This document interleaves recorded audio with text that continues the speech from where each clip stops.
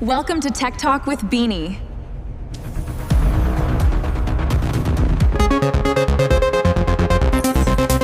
Hello everybody, welcome back to my channel. Today we are diving into something that I absolutely love, and that is the futurism in Japanese video games, especially in The Legend of Zelda, Final Fantasy VII, and a whole lineup of iconic games that have shaped how we imagine technology, destiny, nature, cities, machines, and even the end of civilization itself.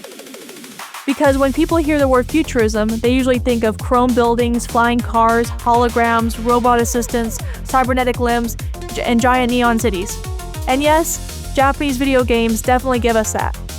But they also do something much more interesting. They ask, what does the future actually cost?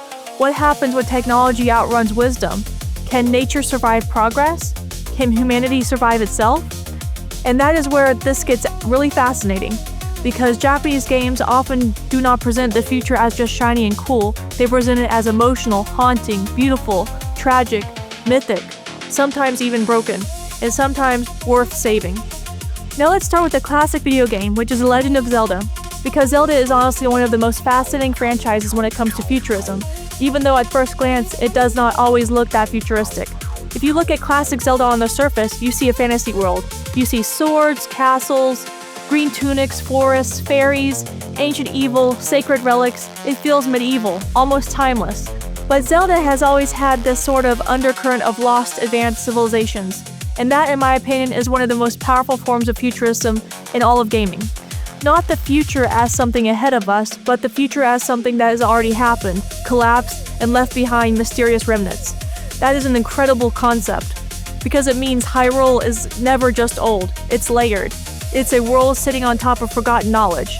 You really see this begin to intensify in games like Skyward Sword, where ancient robotics and high-concept mechanisms appear in places that feel both sacred and technological. In Breath of the Wild, the future is not represented by steel, skyscrapers, and corporate logos. It's represented by ancient glowing circuitry, towering machines buried under the earth, shrines that awaken like dormant computers, guardians with laser targeting systems, and divine beasts that are basically colossal biomechanical weapons. That aesthetic is incredible because it blends spirituality and machinery. Then, Tears of the Kingdom adds Zonai technology, which gives us another flavor of futurism, one that is more constructive, almost prototyping based. Zelda is fantasy, yes, but is also post-collapse futurism, and that's why it feels so timeless. Now, if Zelda gives us futurism through ruins, prophecy, and ancient machines, then Final Fantasy VII gives us one of the most iconic futuristic worlds ever made through industrial dystopia. And wow, Final Fantasy VII really changed everything.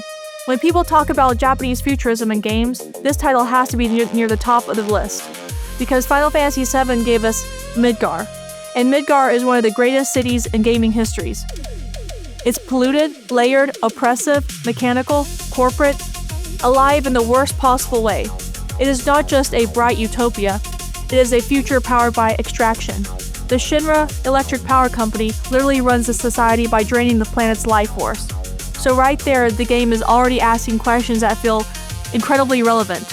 What happens when corporations consume natural resources without restraint? What happens when energy systems are built on exploitation? And one reason Final Fantasy VII remains so beloved is because it mixes futuristic aesthetics with emotional and philosophical depth.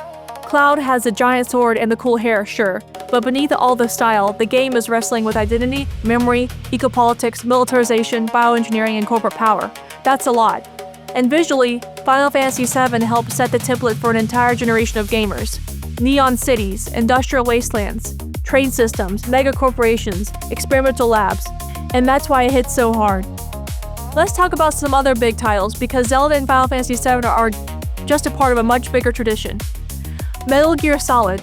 Hideo Kojima absolutely loves futuristic anxiety.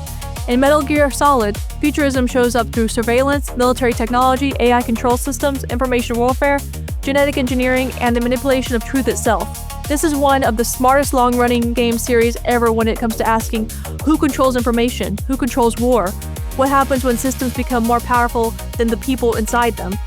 Xenogears and the Xeno lineage. If you want giant-scale Japanese futurism mixed with religion, psychology, mechs, metaphysics, and enough symbolism to melt your brain, then Xeno games are essential. These games do not just ask where technology is going, they ask what technology does to identity, to history, and to the structure of society itself. And let's talk about Mega Man. This series might look lighter on the surface, but it is still deeply futuristic. Robots, ethics, creation, responsibility, and what happens when technology turns against society. It is all there. Now, in Persona is not always futuristic in the obvious sense, but it often explores modern technological alienation, digital identity, media system, social perception, and fractured selfhood.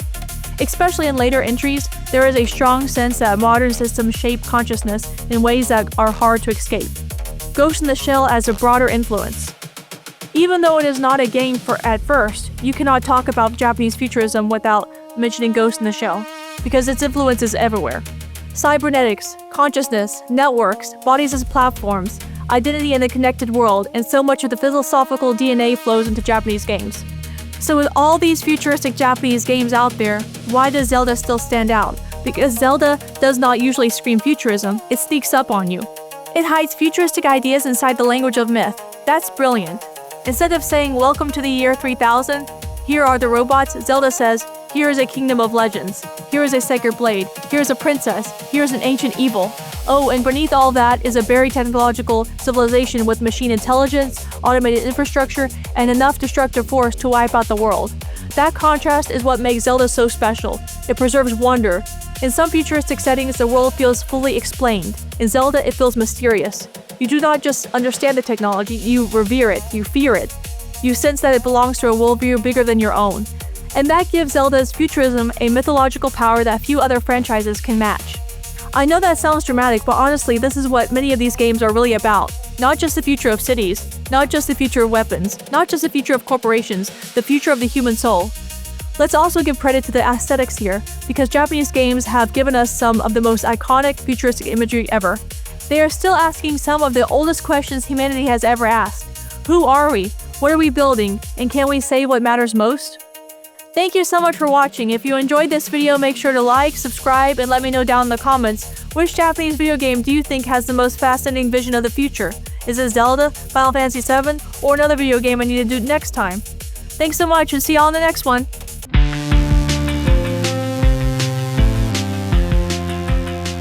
Hello everybody! Then you see it grow in Breath of the Wild, where the Shika. Oh, I was doing so good. That was good. Okay, alright. I read that as undercut. You really see this begin. Ooh. You really see this begin. Oh. Why do I do this? You really see this to begin. Oh my god. Shikia. Yeah. I mean, it looks like Shika. Shika. It's Shika. I know it's Shika. That aesthetic. Excuse me. I'm gonna laugh every time I see this. That's ridiculous. The shrines feel like immersive simulation. The shrines feel like immersive simulation. Why do I keep doing that? One that is more constructive. What? Constructive. Monstrosities. Suddenly players are literally. And one reason Final Fantasy VII remains so beloved. Is it beloved or beloved? Beloved? A character born from scientific ambition, manipulation, and mythologized? How do you say that? Mythologized? Sorry, I have to... Trying to... distinctly. Okay. Hideo... Oh my goodness, I don't know. It feels almost uncomfortable now. Ugh. I was dying on that one. Is it franchisees or franchises? And that gives Zelda's... I know that sounds bad, but this is what... Yeah, that's it. Okay, what should I say? The last. What's the last thing I said? Thank you for watching.